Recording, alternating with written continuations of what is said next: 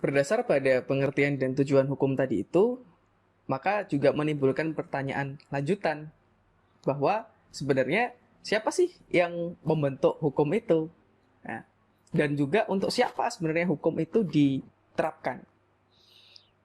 Secara historis misalnya ketika kita melihat pada zaman-zaman Yunani kuno gitu ya, pemikiran-pemikiran dari Plato, dari Aristoteles gitu misalnya, atau mungkin juga ada dari John Locke dan yang lain-lain, itu memberikan suatu pemahaman bahwa hukum itu pada dasarnya dibentuk oleh penguasa.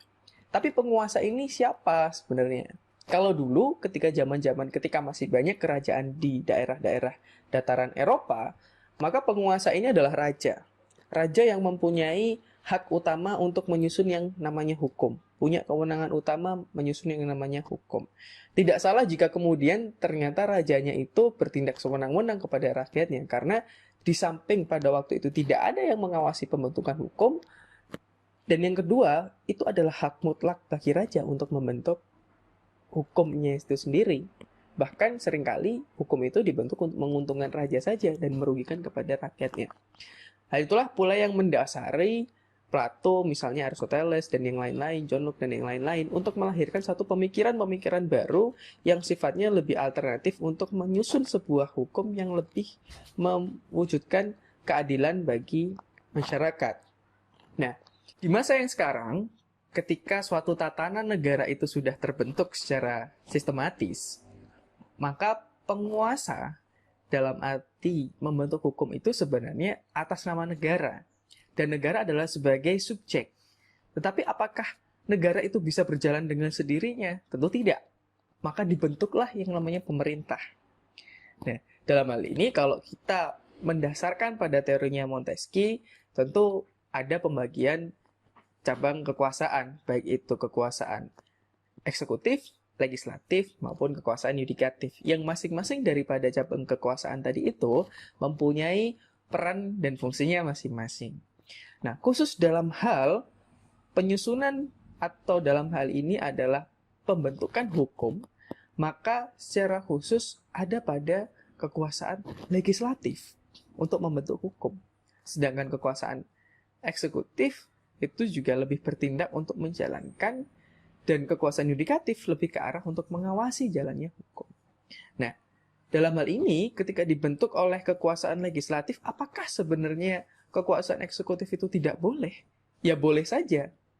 Nah, namun kemudian perlu dipahami bahwa munculnya dari kekuasaan legislatif ini adalah sebagai representasi dari kedaulatan rakyat. Sebab orang-orang yang duduk sebagai wakil di kekuasaan legislatif adalah perwakilan dari rakyat. Sehingga diharapkan bahwa hukum yang dibentuk itu adalah memang atas dasar kebutuhan dan kepentingan dari rakyat. Dengan demikian sebenarnya kalau ditanya, jadi sebenarnya hukum itu yang membentuk siapa? Rakyat. Tetapi melalui mekanisme keterwakilan. Siapa? Ya melalui lembaga legislatif. Kalau di Indonesia misalnya, lembaga legislatif ini dimanifestasikan atau dibentuk yaitu yang namanya DPR, DPD. Kalau di tingkat daerah ada yang namanya DPRD, baik itu provinsi maupun kabupaten kota. Yang masing-masing juga punya yang namanya fungsi legislasi untuk menyusun yang namanya produk hukum. Nah, kembali lagi bahwa hukum yang dibentuk oleh lembaga-lembaga tadi itu dibentuk atas nama rakyatnya juga, di samping juga negara. Untuk siapa? Kepentingan rakyatnya lagi. Nah, kemudian kalau ditanya misalnya ada masyarakat yang bertanya, loh, kalau itu kan secara tapi ternyata pada tataran praktiknya banyak sekali, seringkali terjadi penyimpangan. Bahwa pembentukan hukum itu mengesampingkan kepentingan dari rakyat. Ya kita tidak bisa menafikan hal yang demikian itu. Banyak sebenarnya memang kalau dikaji dari berbagai produk hukum gitu ya, terutama undang-undang misalnya yang dibentuk oleh DPR, itu banyak sekali yang perlu untuk dikaji kembali apakah memang benar peraturan tersebut dibentuk atas dasar kepentingan untuk menguntungkan rakyatnya atau hanya untuk mengentingkan sekelompok orang tertentu. Dan itu menjadi suatu kajian yang menarik, khususnya bagi kalian-kalian yang sedang menempuh kuliah di Fakultas Hukum.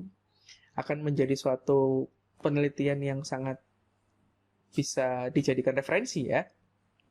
Silakan bisa dicari sih sebenarnya di internet, di Google juga banyak kalau kalian misalnya mau browsing misalnya undang-undang, katakanlah undang-undang tentang desa gitu ya 6 tahun 2014 atau mungkin undang-undang yang lain yang menurut kalian memang urgent untuk dikaji.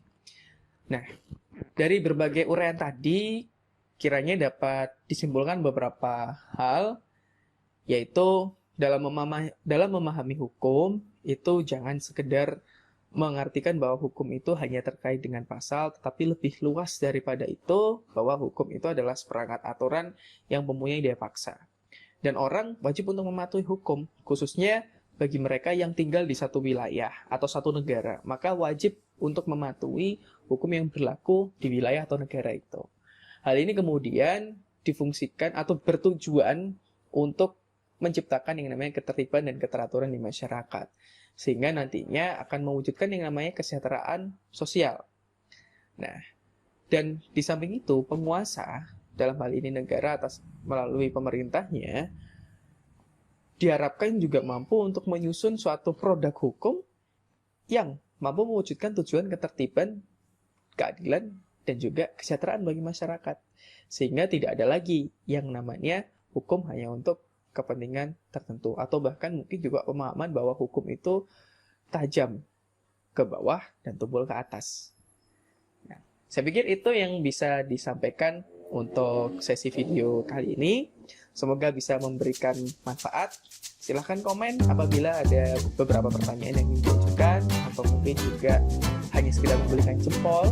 Dan jangan lupa untuk subscribe jika video ini nanti sudah selesai di-upload di YouTube. Terima kasih. See you. Bye. Assalamualaikum warahmatullahi wabarakatuh.